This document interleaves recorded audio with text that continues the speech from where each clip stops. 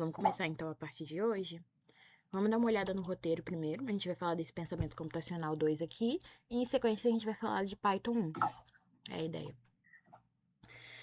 Você já chegou a ver essas aulas, né? A versão gravada? Show. Então a gente vai passando mais por cima. Aqui então a gente vai... Você vai passar a lista de presença, o dinheirinho inicialmente, como sempre. E aí você vai explicar o algoritmo de caixa de supermercado. Aí o que a Márcia coloca, ela troca, inverte um pouco a ordem aqui, mas eu faria de uma forma diferente. É o que eu geralmente faço nas minhas aulas. Porque você vai notar na primeira aula que as meninas vão fazer as atividades de folha, que depois da folha é como se a aula tivesse acabado. No momento que você dá as atividades de folha, é como se a aula tivesse acabado. Porque como é uma coisa colorida ali, de glitter, de cola, de canetinha, elas acabam se distraindo mais. Nesse sentido, sabe? E aí... É como se a aula tivesse acabado naquele momento. Aí a Márcia, ela colocou aqui, ó, se você reparar, para você explicar um dos algoritmos.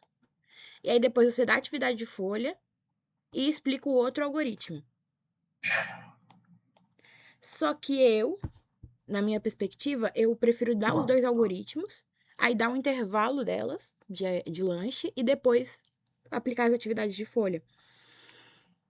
Porque quando elas dispersam, por causa da folha, elas têm mais dificuldade. Eu senti essa dificuldade maior de voltar. A Márcia, ela tava pensando que talvez não dê tempo de você dar os dois algoritmos, mas eu acho que dá tranquilamente.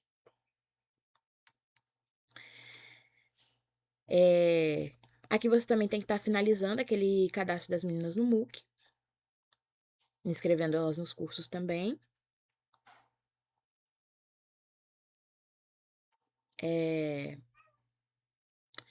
E aí depois a gente daria as atividades de folha. Então eu vou explicar esses dois algoritmos aqui, o da urna eletrônica e do caixa de supermercados, brevemente, que eu imagino que você já sabe, já tenha visto na aula. E aí a gente vai avançando para o que tem nessas atividades de folha desse dia. O material de pensamento computacional, como eu comentei lá anteriormente, ele está aqui nessa aula inaugural. A Pensamento Computacional 0, ele tem um link aqui que você consegue ir para o Drive, onde tem os materiais da aula. A gente está tratando dessa aula 3 aqui, ó. Aqui na aula 3 tem todos os exemplos e também tem os slides da própria Márcia que ela faz sobre o algoritmo, se você quiser usar ele. Deixa eu te falar, questão desse link aí, eu não achei esse link que você tá usando, não. Esse daí em específico. É porque esse daqui tá no roteiro. O que tá lá no grupo lá, ele é diferente, ele não dá esse material todo. Deixa eu te mostrar, peraí. Deixa eu abrir... Entrando nesse link que tá na bio do grupo, aqui tem vários acessos, né? Aos modelos de planilha, o plano de ensino completo, os flashcards da Márcia, também as questões das aulas da aula inaugural e as aulas de robótica. E aqui tem o roteiro, você vai entrar nesse roteiro, esse roteiro que a gente segue aqui na formação. Aqui, ó, você vai vir no roteiro simplificado, que é o primeiro link. E aí esse aqui é o link que eu tava trabalhando com você até agora. Inclusive, até minha outra conta tá lá. Aqui, logo no primeiro momento, aqui em cima, na aula inaugural Pensamento Computacional 0, você vai ter esse link do Drive que eu falei que tá tudo centralizado lá. Aí a gente vem aqui na aula 3, essa daqui é a aula que a gente tá explicando hoje. Entendeu? Entendi, né?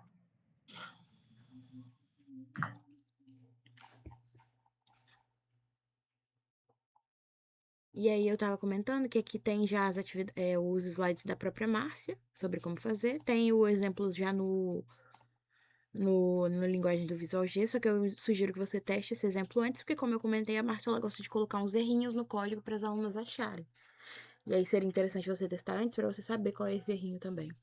Que ela coloca ele não pegar de surpresa. Vamos falar então dos algoritmos. Deixa eu ver aqui. Aqui. Então ontem a gente terminou de falando da média com si e agora a gente vai trabalhar nos demais algoritmos. Lembra de colocar o programa de novo? Coloquei. O que eu sugiro, dando de dica assim mais para vocês mesmo, sobre horário, melhores momentos para você dar dinheirinho, é quando vocês estão fazendo as atividades no código, né? Aí você dá um valorzinho, né? Uma moeda de 5, uma moeda de 10, para aqueles primeiros alunos a acabarem. Aí você fala, os 5 primeiros que acabarem de reproduzir esse código, que você vai mostrar o código, elas reproduzem na máquina delas. 5 primeiros que acabarem, vocês ganham 5, as outras ganham 2, algo assim.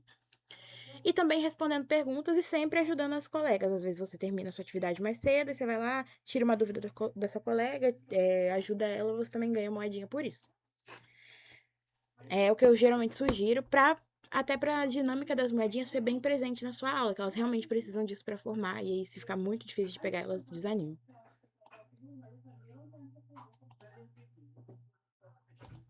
Então a gente vai continuar trabalhando nos exemplos de Python, só dando uma revisão do que a gente viu nosso último encontro. A gente falou da função leia, que ela transporta alguma coisa que está dentro do código para fora dele. A função escreva, ela serve para transportar algo que está... Não, minto. A função leia vai transportar algo de fora do código para dentro dele para a gente usar, ali numa variável, por exemplo, como tinha a questão das notas. A função escreva, ela vai fazer o contrário, ela vai transportar algo que está dentro do nosso código para fora dele, como naqueles momentos que a gente apresentava a média calculada. A gente falou dos operacionais matemáticos, responsáveis pela divisão, multiplicação, subtração e soma, como é que a gente usa esses operadores. Se e o se não, que é como se fossem... Eu usei o exemplo de uma bifurcação de ruas, né? Você tem 2 caminhos possíveis, dependendo ali da condição, você vai testar andar por um caminho ou por outro. E variáveis, que são caixinhas onde a gente vai guardar informações. Eu gosto sempre de usar com elas a análise de gavetas, que variáveis são como gavetas no seu guarda-roupa, e aí você tem sua gaveta de calça, você tem sua gaveta de blusas, você não pode misturar elas, não pode colocar blusas na gaveta de calça, não pode colocar calça na gaveta de blusas. E nas variáveis é a mesma coisa, você tem as caixinhas, elas têm um nome para determinar a qual caixinha você está se referenciando, como no seu guarda-roupa, a gaveta 1, gaveta de cima, de baixo. E elas também têm um tipo específico, que é o tipo de coisa que você vai guardar dentro dessa gaveta.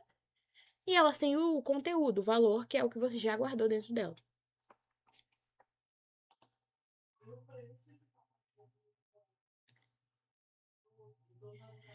E aí, a gente vai falar sobre essa média com temperaturas, que é uma alternativa àquela média lá. Inclusive, ela cai nas atividades de folha. Então, a Márcia pede para eu cobrir aqui com vocês.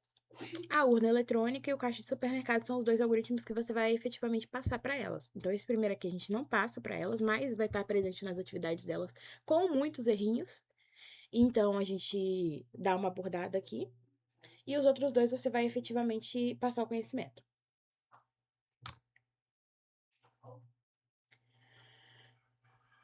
O código de média com temperatura, ele é uma alternativa para aquele código de média. Inclusive, eu coloquei aqui com todos os errinhos que a Márcia coloca lá naquele código de média. Só que ele não usa uma média ponderada.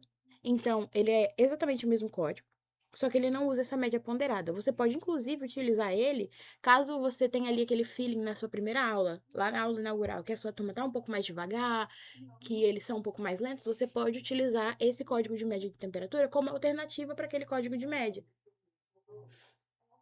Porque aí, talvez você achar que as meninas vão ter dificuldade nessa parte, a gente elimina a parte da média ponderada, que pode ser um pouco mais difícil, tá?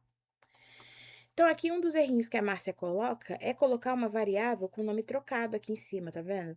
Tem temperatura 1, temperatura 3 e média. E quando você tenta utilizar aqui, você usa temperatura 2. Isso vai dar um erro no seu código, porque ele não vai achar essa caixinha temperatura 2 que você está querendo guardar essa informação.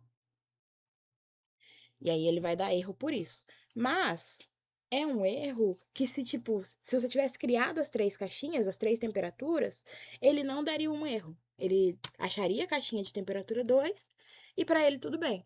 Só que pra gente aqui não tá tudo bem.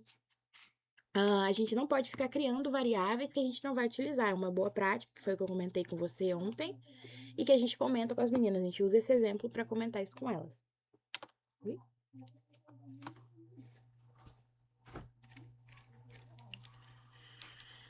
Então, aqui a gente faz a mesma coisa, né? Lê as 2 temperaturas e depois você calcula a média simples entre elas. Então, soma e divide por 2. E depois você imprime a média pra ela. Deixa eu botar esse código lá no editor. Você conseguiu baixar depois o Visual G? Agora foi tranquilo também?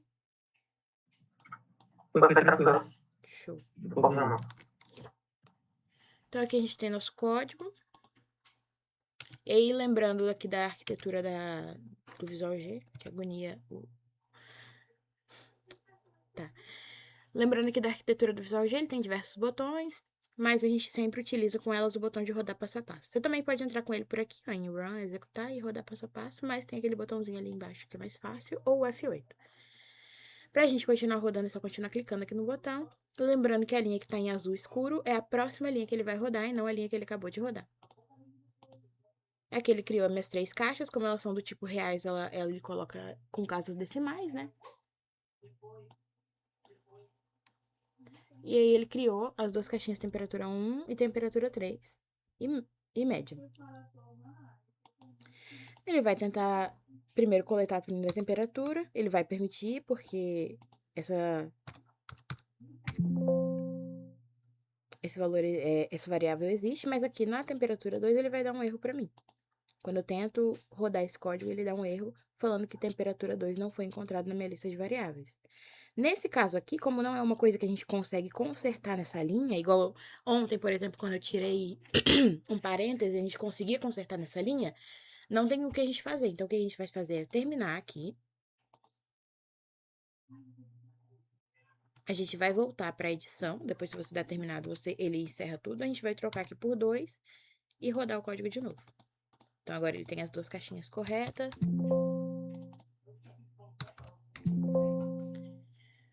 Ele leu as 2 temperaturas, vai calcular a média agora. Lembrando que esse símbolo aqui, como se fosse uma setinha para dentro de média, ele é o recebe, então a média vai receber esse valor calculado, 55,5.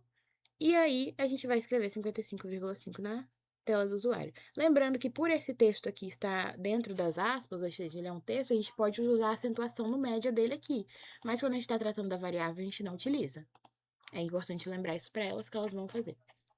E também é interessante você falar com elas sobre a nomenclatura das variáveis.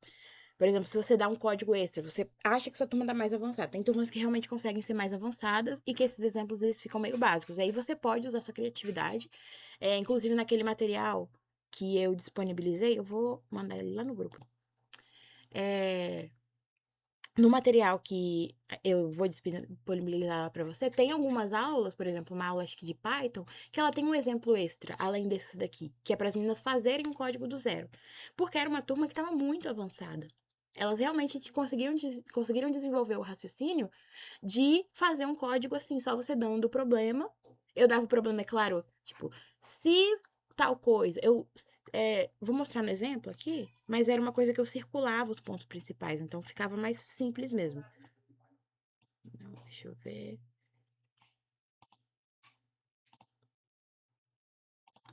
Então, essa aqui é a planilha que eu vou passar para você depois.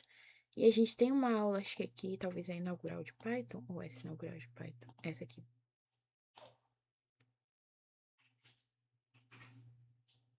Que lá no finalzinho, ó,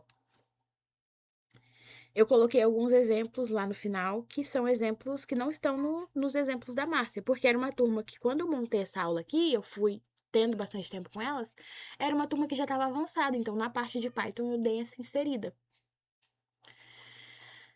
E aí, como é que eu fiz esse problema e deu certo? Elas conseguiram fazer. Eu circulei as palavras que são importantes aqui, ó, que elas vão precisar só traduzir para o Python. Se a idade, que é a variável que elas vão criar, for maior ou igual a 0 e idade menor que 16, imprimir não vota. Então, são coisas que elas só precisavam ler aqui e tentar traduzir para o código e deu certo.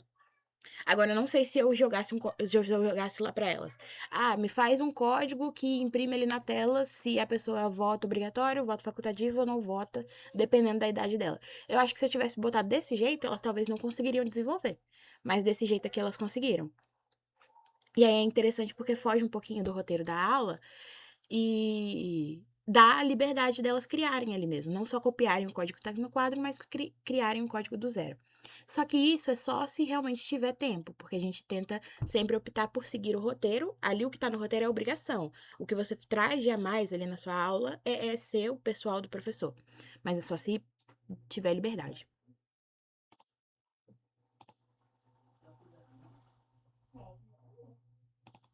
E aí finalizamos esse código aqui. Lembrando que para você conseguir voltar a mexer no código, você tem que encerrar essa telinha aqui de usuário. Aí a gente volta a conseguir mexer. É que mostra a última visualização e como ficaram as variáveis depois que a gente rodou esse código.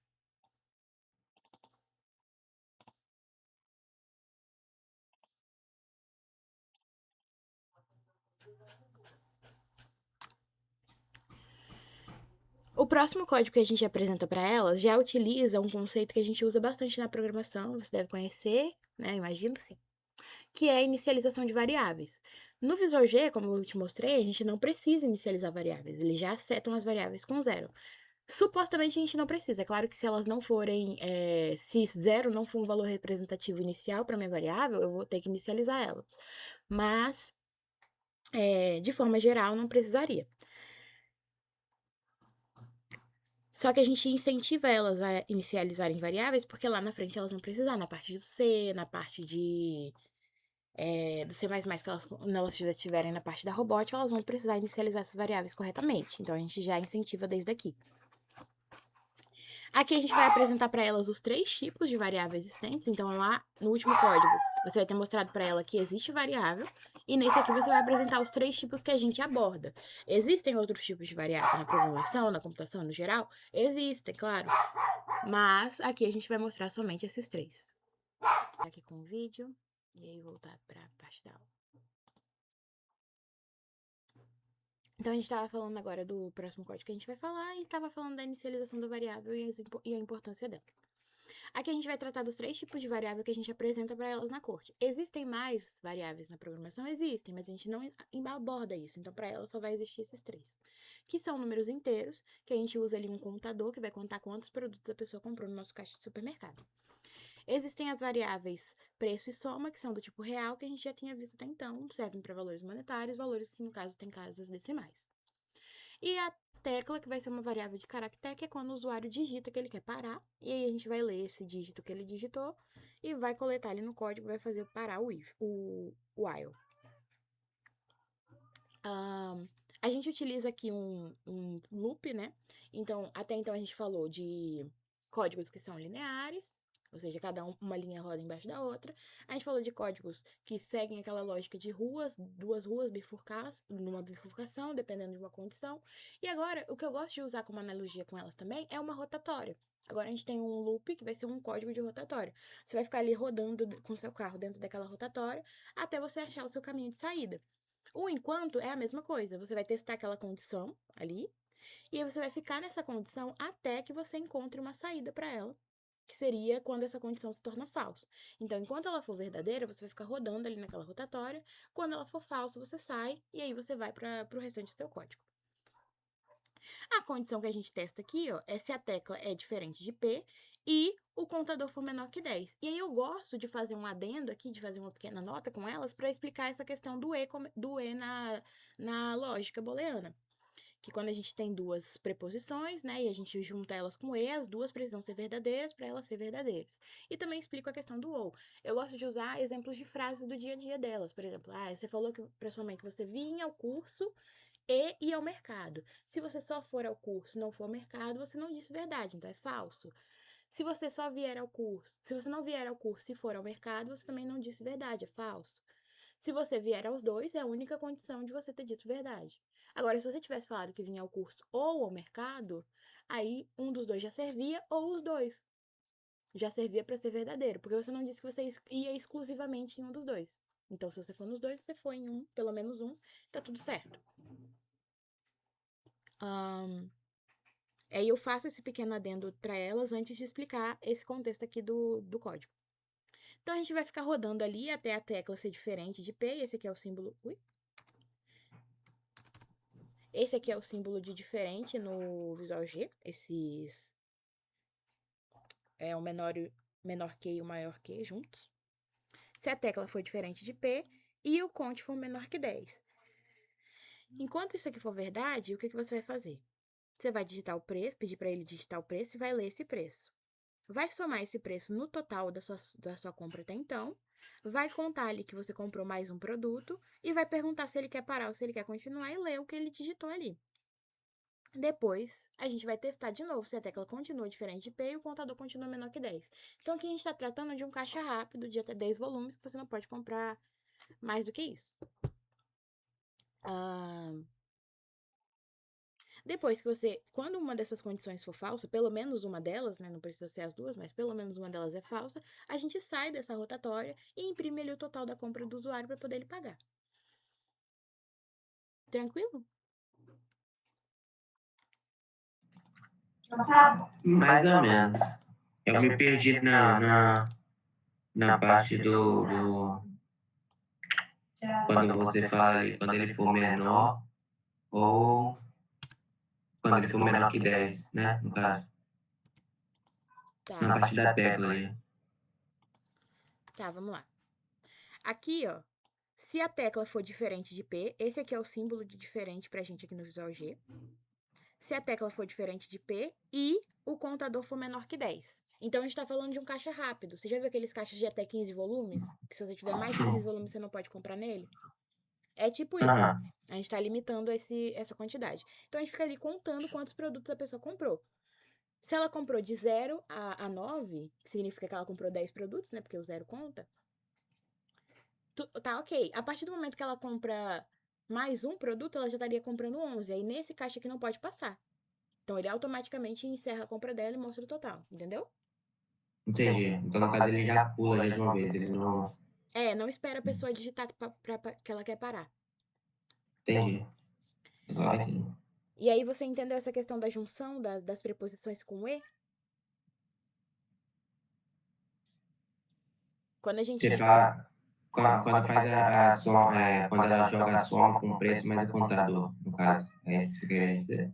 Não, não. Quando você tem duas preposições, ou seja, tem duas coisas que você quer perguntar se é verdade ou se é falso. Se a tecla é diferente de P e se o contador é menor que 10. Quando você quer perguntar essas duas coisas e você junta elas com E, você quer que as duas sejam verdadeiras para isso ser verdadeiro, né? Você quer que a tecla seja diferente de P e que o contador seja menor que 10. Se Essa uma, parte eu entendi. isso, se uma delas já é falso, já seria falso. Então é isso que eu tava perguntando aqui. Entendi. Então aqui a gente pega o preço que a pessoa digitou, a gente vai somar esse preço no valor lá, soma que ela comprou mais um produto e pergunta se ela quer parar ou se ela quer continuar comprando. Aqui, ó, é interessante que a gente inicializou essas variáveis com 0, porque imagina se o contador já tivesse em 5. A pessoa só ia conseguir comprar mais 4 produtos. A gente tem que garantir que sejam os valores representativos. Como a nossa variável de conte ela está sempre sofrendo uma operação de soma, e aí a gente utiliza para inicializar ela o neutro da soma. Agora, se fosse, por exemplo, uma variável de horário, e o horário do meu supermercado ele abre às 8 da manhã e fecha às 8 da noite. Eu poderia começar essa variável de horário com 0? Não, Não. não tem Aí como, porque teria não que. é valor real. Isso não é valor representativo para minha variável. O 0 aqui é representativo para a variável de contador. Você quer contar de 0 a 10. Então tá tudo bem. O 0 também é representativo para minha variável de soma. Quando você inicia esse código, quando a pessoa vai comprar o primeiro produto dela, quantos produtos ela comprou? Nenhum ainda, então é 0, tá certo? Agora, nessa questão do horário, não faria isso muito sentido. Entendi. A gente tem que lembrar isso para elas. E aí, no finalizando essa parte, ai que agonia. Finalizando essa parte, a gente só imprime aqui o total da compra. Vamos rodar esse código passo a passo para ver ele funcionando. Então, aqui ele criou as variáveis, percebe que o tipo aqui mudou, tá vendo? E o valor inicial também, antes coloca... Deixa eu rodar mais uma linha para você ver a diferença. Ele coloca várias casas decimais aqui no final, mas como a gente pediu um número inteiro, ele não colocou. Criou as 3 variáveis. A variável de caractere ele coloca com 2 aspas vazias, que significa um texto vazio.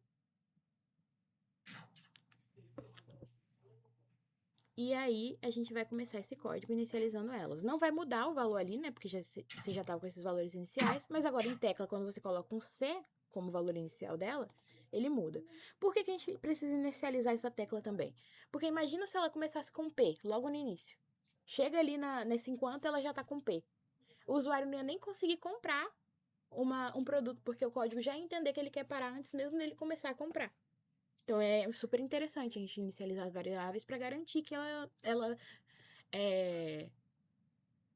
que a gente consegue garantir o desempenho inicial do seu programa na primeira vez que ele roda.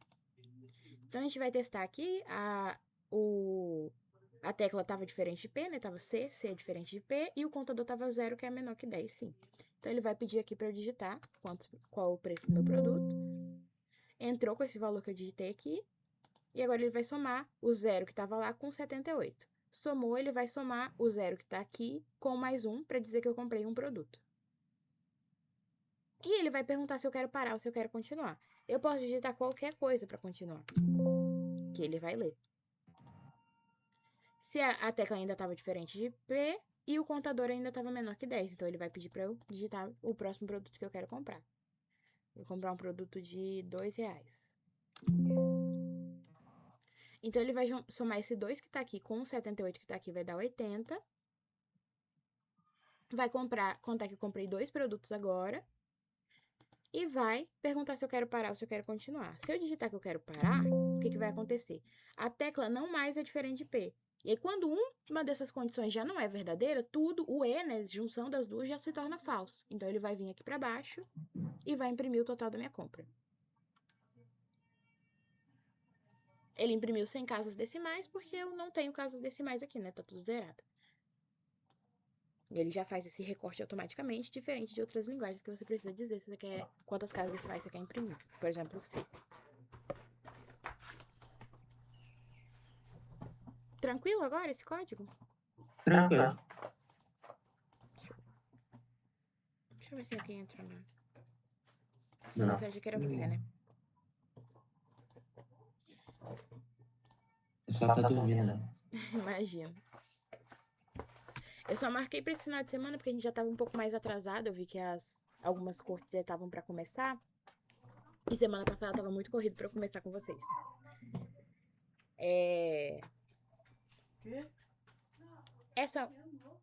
Esse código aqui da urna eletrônica, ele é passado somente se der tempo. A gente aqui nessa aula, a gente dá super prioridade às meninas estarem cadastradas no MOOC.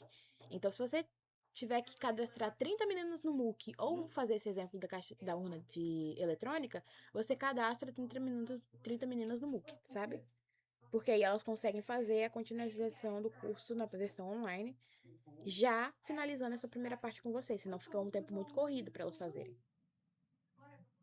Tá, só uma pergunta. No caso, até agora a gente está na primeira aula ainda, é isso? Não, a gente já tá na segunda. Na terceira, no segunda, caso, tá. né? Porque tem a aula inaugural, que você deu ali só aquele contexto básico. A gente, na aula passada, a gente falou daqueles 3 algoritmos. Tabuada, o Olamundo, a média com si, na verdade foram 4 algoritmos. E agora essa daqui é a terceira aula de pensamento computacional, que você tá falando de urna eletrônica e códigos com loop, né? Entendi. Não, é porque você falou de cadastrar as meninas, eu fiquei meio... Ah, é porque demora. Entendi. Tem gente que demora um pouquinho mais de cadastrar as meninas. Às vezes não dá tempo nas aulas anteriores, porque é muito conteúdo. Às vezes se embala um pouquinho ali, a pessoa vai perguntando. Então, se ainda tiver alunas para você cadastrar nessa aula, e muitas, é prioridade que você cadastre elas. Então, o caixa, a urna eletrônica fica em segunda opção. Tá. Beleza. Esse código aqui, ele é o mais extenso que a gente tem. Inclusive, eu até dividi ele em 2 setores aqui para poder caber em tudo. É só um segundinho. 1 minuto. Prontinho, voltei. Fui só buscar uma água. Voltei. Perdão. Deixa eu voltar aqui. Então, ele é um código mais extenso que a gente tem. E ele, você pode tanto utilizar esse repita até, que é o que eu vou te mostrar agora, ou você pode utilizar o enquanto que a gente estava usando até então. O repita até, eu não sei se você tem esse contexto, eu acho que talvez você tenha já pelo... Acho que você falou que você programa em Java já, né? Mas ele é como se fosse do while, sabe? Que você primeiro roda a primeira vez e você só testa a condição no final. Esse repita até vai seguir esse mesmo conceito. Então, ao invés do enquanto que a gente testava primeiro e depois a gente rodava o código do loop, né? A gente vai rodar o código do loop pela primeira vez e a gente vai testar a condição lá no final.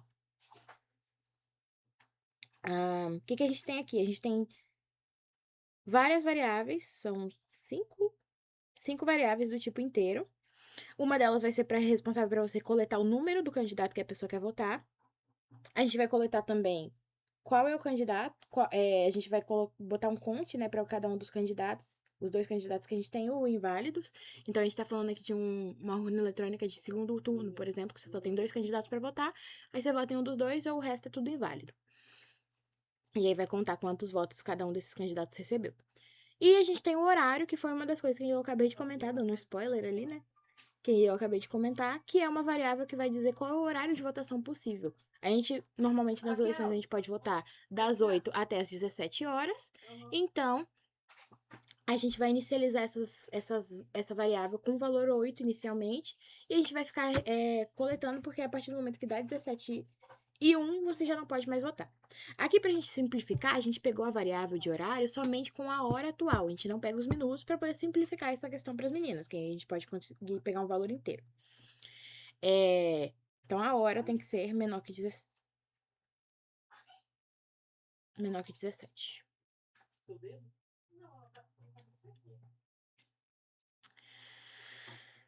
Vou inicializar essas três variáveis de contadores com 0 e o horário com 8. Aí, o que a gente vai fazer? Se a gente vai recolher o voto que a pessoa vai votar, se esse voto for igual a 10, então a gente vai dizer que a pessoa votou no candidato 1, que é o Antônio Carlos, e vai somar 1 ali nos votos do Antônio Carlos. Se não, se a pessoa votou igual a 12, então a gente vai dizer ali que ela votou no Pedro Antônio e somar 1 no candidato 2 ali, Pedro Antônio. Se não for nenhuma dessas opções, a gente vai usar os votos inválidos.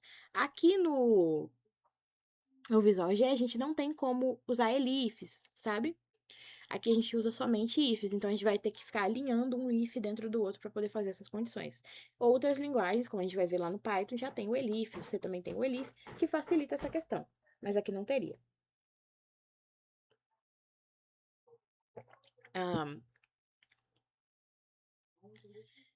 A gente finaliza esses dois sis aqui, né? Tem que sempre finalizar. E depois a gente pergunta qual é o horário atual, só a hora.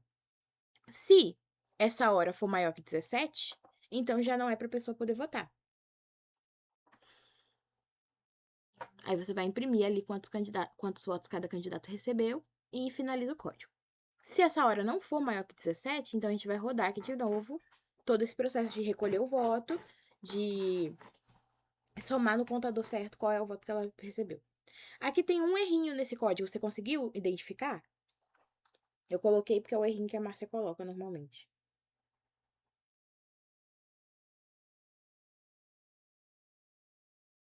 Deixa eu levar esse código para o editor, que acho que fica mais fácil de visualizar.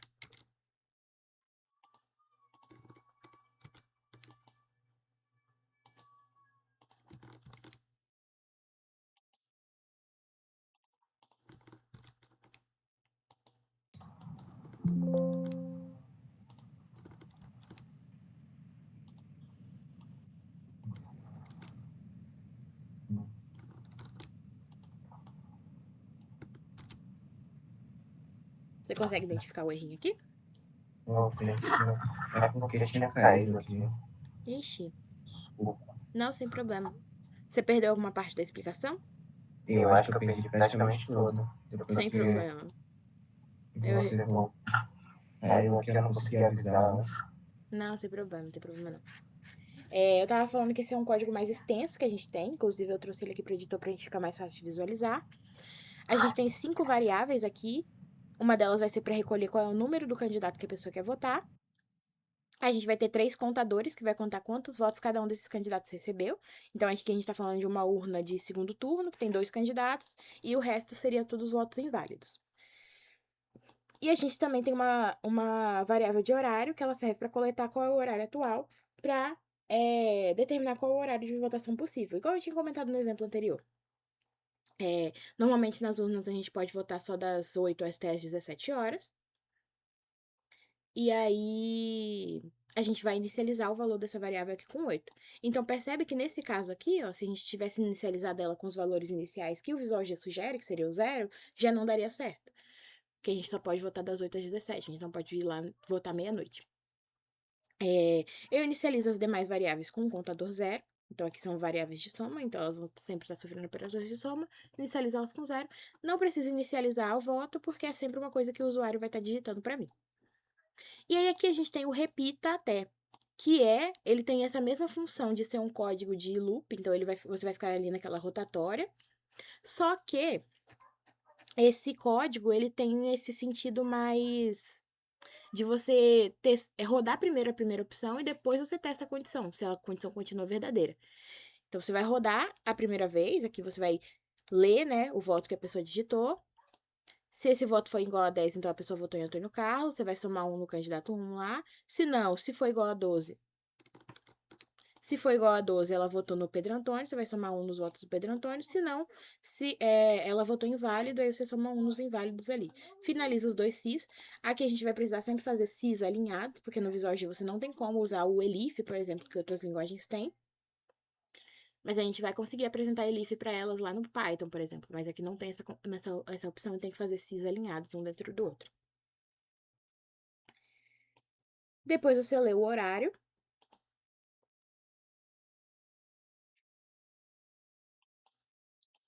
E aí você vai se perguntar se esse horário ele é menor do que 17, porque você só pode repetir isso aqui até o horário ser maior que 17 horas. Se o horário for menor ou igual a 17, então você vai poder continuar votando. Se eu digitei aqui, por exemplo, que são 9 horas da manhã, ele vai falar 9 é maior ou igual a 17? Não é, então você vai continuar rodando aqui.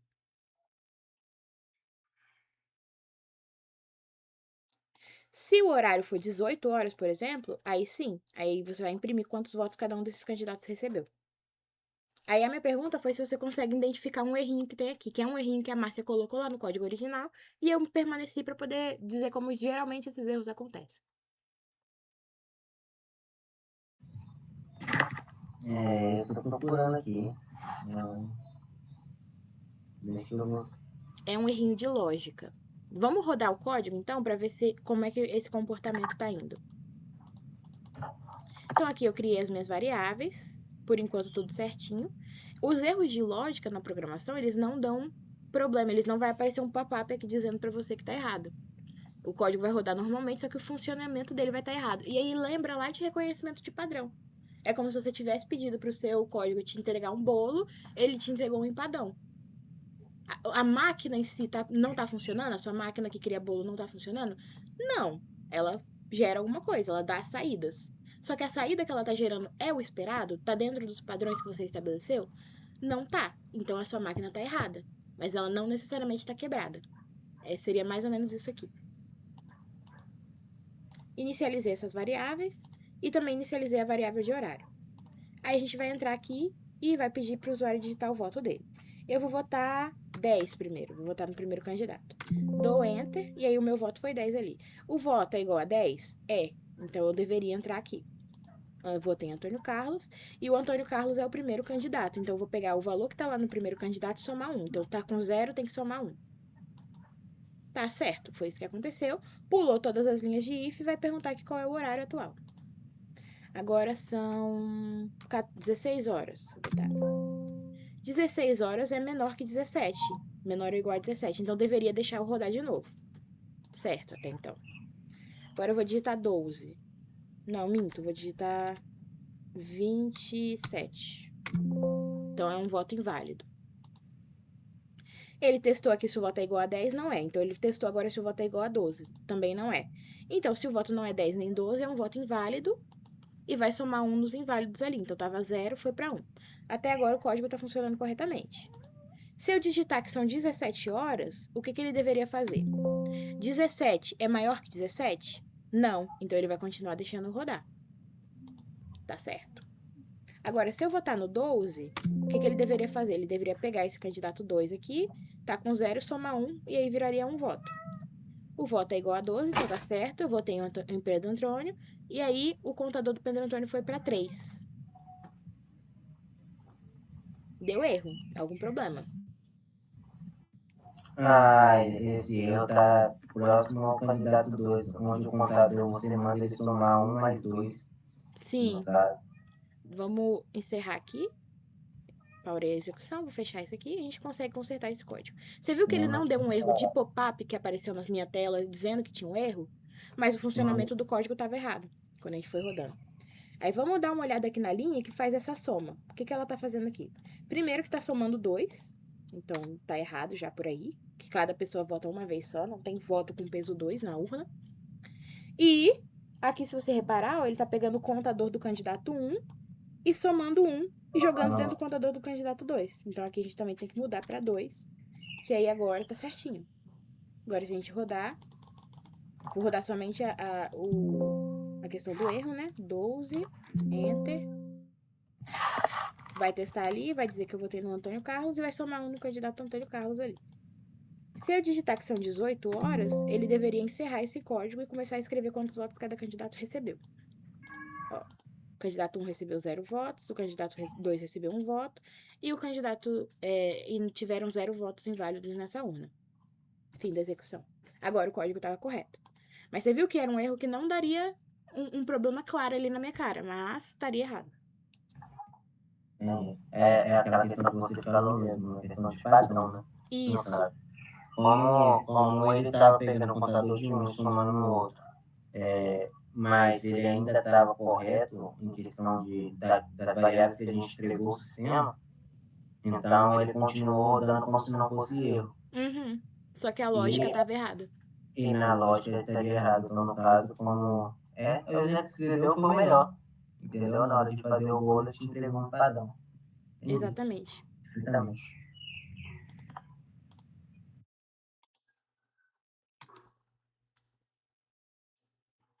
Aí depois ficaria os exemplos de Python, que a gente vai tratar isso daqui a pouquinho. Mas deixa eu mostrar aqui.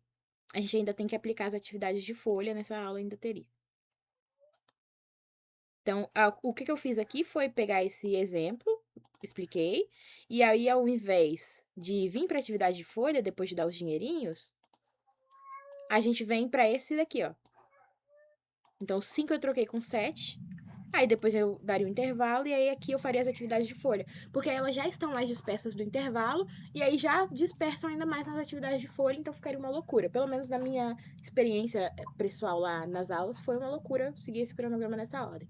Aí eu perguntei pra Márcia se eu conseguiria fazer da forma como eu pensei e ela falou que tava tudo bem. Desde que o conteúdo seja dado, foi o que eu comentei com você logo no início. Se o conteúdo inteiro for dado, tá tudo certo. A ordem que você faz sua aula. Ou se você traz elementos a mais. Isso aqui é o básico que tem que ter. Pra te guiar mesmo. Mas se você pode trazer coisas mais. Esses exemplos de folha que você fala, esse é um material que já vai vir pra gente, né? Não Já. a gente que monta esses exemplos de folha, né? Isso, ele já vem impresso lá e você só vai ter que passar pra elas. Já tá tudo lá certinho e separado por pastas. Ó, isso aqui é a atividade do dia 1 de Python, vai estar lá escrito. Aqui é a atividade do dia 3 de programação, vai estar lá escrito. Você só tem que coletar e entregar. E aí é sempre aqueles 5 grupos, os mesmos 5 grupos que elas formaram logo na primeira aula, elas vão seguir com eles até o final. A primeira atividade, elas têm que colocar esse algoritmo do caixa de supermercado em ordem. Então, ele tá todo cortado aqui. Elas vão pegar a cartolina e vão colar certinho na ordem correta. A segunda parte é para elas identificarem o erro no algoritmo de caixa de supermercado. Então, aqui tem alguns pontos finais onde não deveria ter ponto final. A acentuação, que foi o que eu comentei com você, ó, ela usa o C cedilha que a gente não pode usar. A tecla aqui, ó, começando sem aspas, também é um errinho. As aspas simples aqui pra gente vai ser erro, tá? No Visual G dá erro quando é aspas simples, é sempre aspas duplas. Enfim, tem vários errinhos aqui, depois você dá uma olhadinha pra você identificar eles, e elas têm que identificar pelo menos 7. E aí seria essa atividade que elas teriam pra esse dia.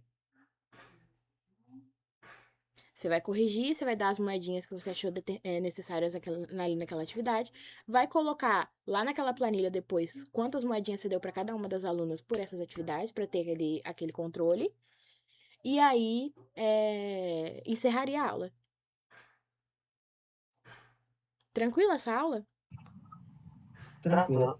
Durante o período das aulas, a gente vai ter o tempo de cada aula seria de quantas horas as aulas vão ser passadas, no caso? Isso depende da sua corte. Geralmente é 3 horas para as aulas normais, tipo essa daqui de pensamento computacional, a anterior, e são 4 horas para as aulas inaugurais. A inaugural de Python, por exemplo, aqui seriam 4 horas. Essa inaugural aqui seriam 4 horas, que aí a Márcia pegaria 2 horas e você mais 2. Geralmente as inaugurais são 4, mas depende também da sua corte, da disponibilidade que tem lá no laboratório para você estar operando lá. Aí, às vezes, pode encurtar uma aula de 4 para 3, por exemplo. Isso aconteceria. Não menos que 3, nunca menos que 3 horas. Porque são muitas atividades que a gente desenvolve com elas, né? Ainda tem um intervalo no meio. Tranquilo? Eu vou encerrar esse vídeo aqui.